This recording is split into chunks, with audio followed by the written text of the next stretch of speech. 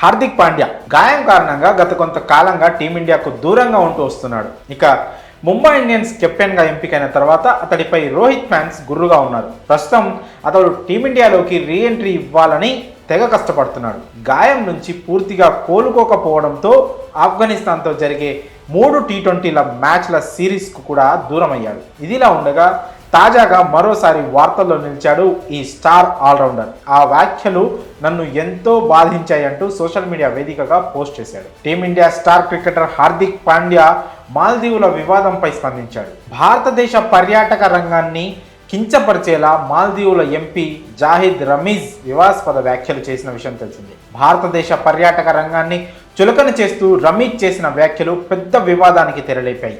దీంతో అతడిపై social media వేదికగా తీవ్ర స్థాయిలో విమర్శలు గుప్పిస్తున్నారు ఇండియన్స్. ఈ క్రమంలోనే మాల్దీవులు ఎంపీ జాహిద్ రమీజ్ వ్యాఖ్యలపై ట్విట్టర్ వేదికగా స్పందించాడు హార్దిక్ పాండ్యా. మాల్దీవ్స్ ఎంపీ జాహిద్ భారతదేశం గురించి అలా అవమానకరంగా మాట్లాడడం నాకు చాలా బాధ కలిగించింది. అతని వ్యాఖ్యలు నన్ను తీవ్రంగా బాధించాయి. అందమైన సముద్రం, అంతకంటే అద్భుతమైన తీర ప్రాంతం కలిగిన లక్షద్వీపులను ఒక్కసారైనా ఖచ్చితంగా చూడాలి. నేను నెక్స్ట్ హాలిడేస్కు ఇక్కడికే వెళ్తాను అంటూ రాసుకొచ్చాడు పాండ్యా. దేశం సత్తా చాటుదాం, మన పర్యాటక రంగాన్ని మరింతగా అభివృద్ధి చేసుకుందామంటూ పాండ్యా పేర్కొన్నాడు. కాగా మాల్దీవులు అందించినంత పరిశుభ్రతను భారతదేశ పర్యాటక రంగం అందించలేదని, భారతదేశ గదులు దుర్వాసనను వెదజల్లుతాయని జాహిద్ వ్యాఖ్యానించాడు. ప్రస్తుతం ఈ కామెంట్స్ చర్చనీయాంశంగా మారాయి. దీంతో మాల్దీవులకు వెళ్ళకూడదని తమ బుకింగ్స్ను క్యాన్సిల్ చేసుకున్న కొందరు